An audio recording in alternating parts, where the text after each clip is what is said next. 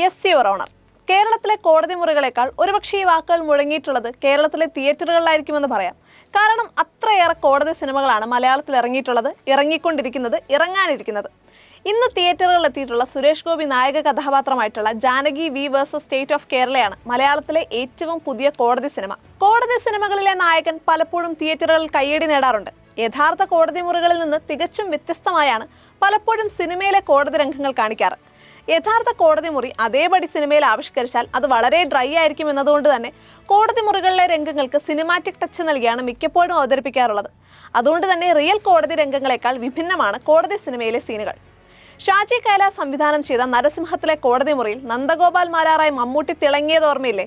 ആകെ 3 സീനുകൾ മാത്രമേ ചിത്രത്തിൽ മമ്മൂട്ടിക്കുള്ളൂവെങ്കിലും ചിത്രത്തെ വേറൊരു തലത്തിലേക്ക് എത്തിക്കുന്നുണ്ട് നന്ദഗോപാൽ മാരാർ. ഈ കഥാപാത്രത്തെ നായകനാക്കി ഒരു വലിയ സിനിമ തന്നെ ഭാവിയിൽ പ്രതീക്ഷിക്കാവുന്നതാണ്. ട്വിസ്റ്റ് സിനിമകളുടെ സംവിധായകൻ ജിത്തു ജോസഫ് മോഹൻലാലിനെ നായകനാക്കി ഒരുക്കിയ നേര് പ്രതിഭാഗം വക്കീലന്മാരുടെ പെർഫോമൻസുകൾക്ക് കൂടി പ്രാധാന്യം നൽകിയ സിനിമയാണ്.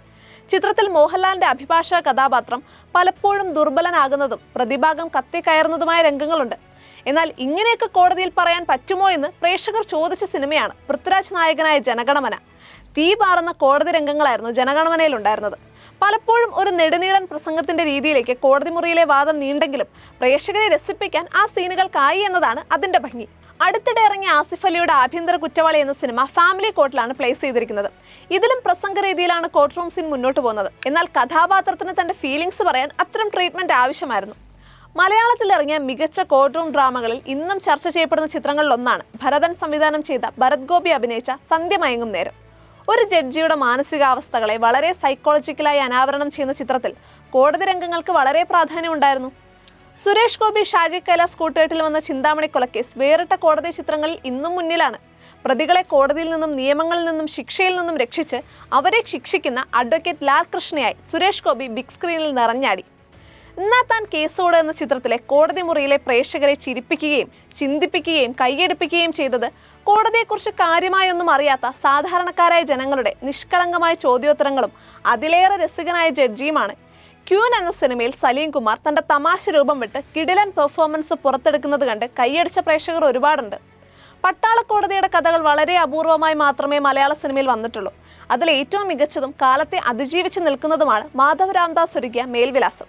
സുരേഷ് ഗോപി, പാർത്ഥിബൻ, കൃഷ്ണകുമാർ, തലൈവാസൽ വിജയ് തുടങ്ങിയ വലിയൊരു താരനിര ഒരു മുറിക്കുള്ളിൽ മാത്രം ഒതുങ്ങി നിന്ന് ചെയ്ത മേൽവിലാസം ഒരു പാൻ ഇന്ത്യൻ കോർട്ട് മാർഷൽ സിനിമയാണ്.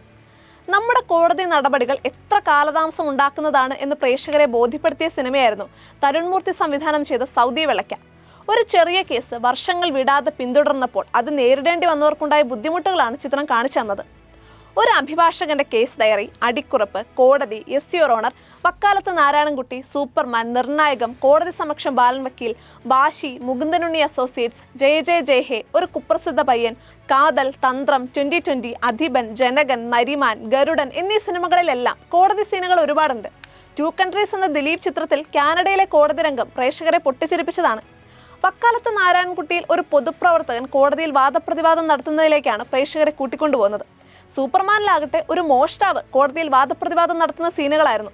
വാശി എന്ന സിനിമ അഭിഭാഷക ദമ്പതികളുടെ ജീവിത പ്രശ്നങ്ങൾ കൂടി കാണിച്ചു തന്നു. ജയ ജയ ജയ ഹേയുടെ ക്ലൈമാക്സ് കോടതി രംഗമായിരുന്നു. അതിൽ ജഡ്ജിയായി എത്തിയ മഞ്ജു പിള്ള കയ്യടി നേടി.